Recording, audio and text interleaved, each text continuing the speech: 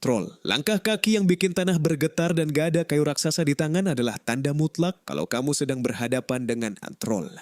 Makhluk ini sukses jadi salah satu rintangan paling ikonik di dunia fiksi.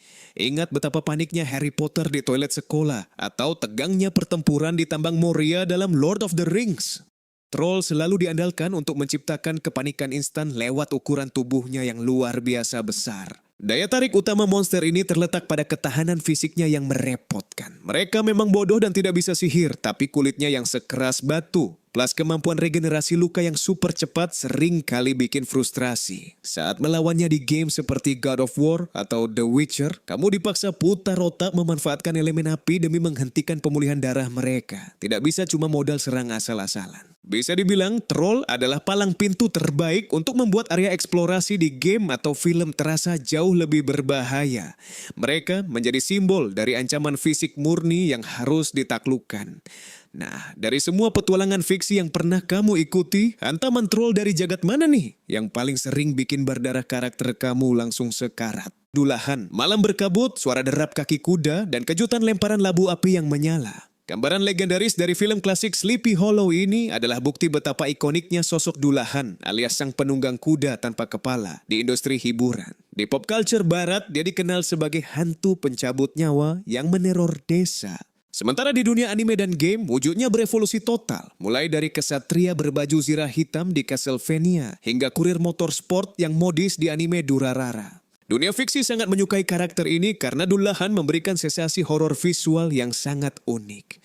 Bayangkan saja, kamu harus bertarung melawan musuh yang kepalanya bisa dilepas untuk mengintai dari sudut lain, sambil mengayunkan cambuk yang terbuat dari tulang belakang manusia. Mekanik bertarung yang tidak lazim ini selalu sukses membuat level di dalam game RPG terasa jauh lebih menantang dan memicu adrenalin. Sekarang Dulahan sukses berevolusi menjadi ikon kegelapan yang selalu dinanti di layar kaca.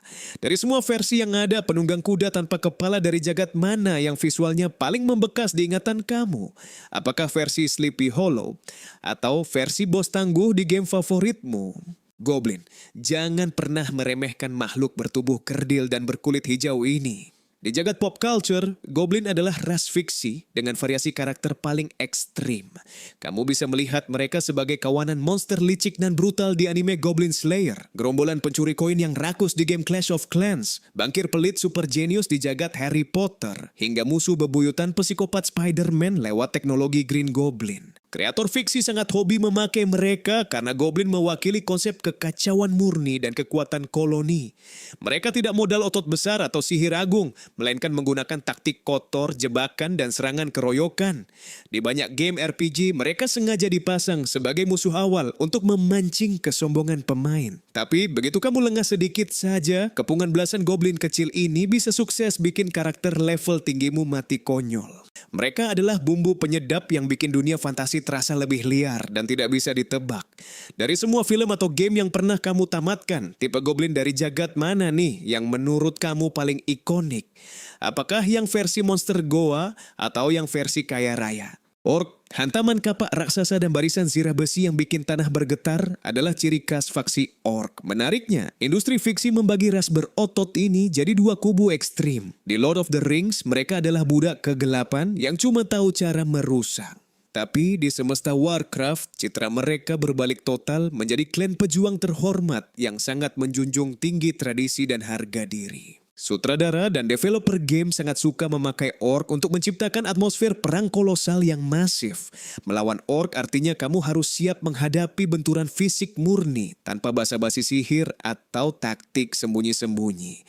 Ukuran tubuh mereka yang besar sengaja didesain untuk memberi efek intimidasi instan, membuat faksi manusia manapun pasti berpikir dua kali sebelum menantang duel terbuka. Ras ini sukses membuktikan kalau karakter berwajah sangar pun bisa punya kedalaman budaya yang bikin penonton jatuh cinta. Tiap kali main game RPG atau strategi, kamu tipe yang selalu merinding pas diserbu gerombolan hijau ini atau justru bangga pas mengendalikan pasukan mereka di garis depan? Elf. Di saat monster lain menjual wajah seram, Elf justru datang dengan standar kesempurnaan fisik dan keanggunan abadi. Pop culture berhasil mengeksplorasi ras bertelinga runcing ini dengan sangat luas. Mulai dari pemanah karismatik sekelas Legolas di Lord of the Rings, kaum aristokrat sihir di semesta Warcraft, sampai subversi unik lewat sosok Dobby di Harry Potter. Daya tarik utama mereka ada pada kontras sifatnya. Di balik jubah sutra dan paras yang menawan, elf adalah mesin pembunuh berdarah dingin yang menyimpan kesombongan setinggi langit. Umur mereka yang mencapai ratusan tahun membuat peradaban elf di dalam game RPG selalu digambarkan jauh lebih superior. Membuat ras manusia terkesan seperti amatiran yang baru belajar hidup. Pada akhirnya, mereka menjadi bukti nyata kalau keindahan pun bisa menjadi senjata yang paling mematikan dalam sebuah cerita fiksi. Tiap kali masuk ke dalam semesta fantasi, kamu termasuk tim yang mengagumi kekuatan estetik kaum elf. Atau malah sering sebel karena pembawaan mereka yang terlalu angkuh. Dragon, sadar nggak sih? Kemanapun kamu pergi di dunia film dan game, Dragons itu selalu ada di mana-mana. Dari yang penampilannya sangar di House of the Dragon, yang kotak-kotak ikonik di Minecraft, sampai yang kocak di film Shrek. Makhluk fiksi ini benar-benar menjajah industri pop culture global. Mau kamu main game RPG atau nonton film petualangan, sosok monster reptil bersayap ini pasti nangkring jadi ikon utama atau bos yang paling dinanti. Kenapa para sutradara Hollywood dan developer game hobi banget pakai Dragon dari dulu sampai sekarang? Jawabannya karena Dragon adalah formula instan buat bikin sebuah karya kelihatan megah dan mahal. Begitu ada cuplikan Dragon dengan visual 4K muncul di sebuah trailer game baru.